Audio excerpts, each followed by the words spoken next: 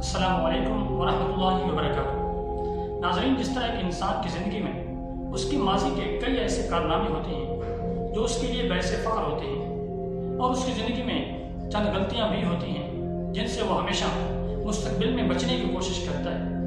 بالکل اسی طرح ہر قوم کی تاریخ کے اندر بھی بہت ایسے واقعات ہوتے ہیں کہ جن کی وجہ سے وہ قومیں دوسری قوموں پر فخر محسوس کرتی ہیں، اور ان قوموں کی تاریخ میں چند ایسی غلطیاں بھی ان کے اسلاف سے سرزد ہو جاتی ہیں کہ جن سے ہمیشہ وہ بچنے کی کوشش کرتے ہیں۔ اس کی بنیادی وجہ یہ ہوتی ہے کہ تاریخ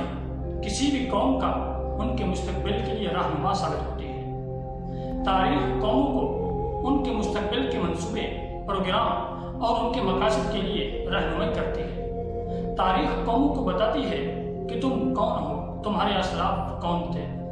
انہوں نے کیا کیا اور کیسے کیسے کارنامے سر انجام دیے، اور تم ان کے طریقے پر کیسے چل سکتے ہو، اور ان سے ہونے والی غلطیوں سے تم کیسے بچ سکتے ہو۔ چنانچہ اگر آج ہم اپنی تاریخ کو دیکھیں تو ہماری تاریخ ایسے کارناموں سے بھری پڑی ہے کہ جن کی وجہ سے آج ہم فخر محسوس کرتے ہیں۔ آج اگر ہم اپنی تاریخ سے آشنا ہوں تو ہماری تاریخ ہمیں مستقبل کے لیے صحیح رہنمائی دے سکتی ہے، لیکن یہ تب ہوگا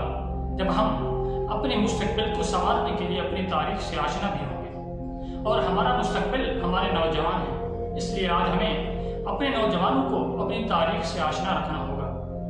آج ہمیں اپنی تاریخ کو دیکھ کر اپنے مستقبل کے لیے کچھ کرنا ہوگا، لیکن افسوس یہ ہوتا ہے کہ آج ہمارے نوجوانوں اور ہمارے بچوں کو مسٹر جبس کی کہانی تو پڑھی جاتی ہے، انہیں خالد بن ولید کو نہیں پڑھایا جاتا، انہیں نہیں بتایا جاتا کہ طارق بن زیاد کون تھا،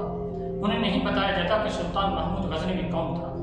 انہیں نہیں بتایا جاتا کہ سلطان ٹیپو شہید کون تھا، انہیں نہیں بتایا جاتا کہ صلاح الدین ایوبی نے کیا کارنامے سر انجام دیے۔ چنانچہ آج میں اپنے نوجوانوں سے مخاطب ہونا چاہتا ہوں کہ آج اگر ہمیں ہمارے حکمران اپنی تاریخ سے آشنا نہیں رکھنا چاہتے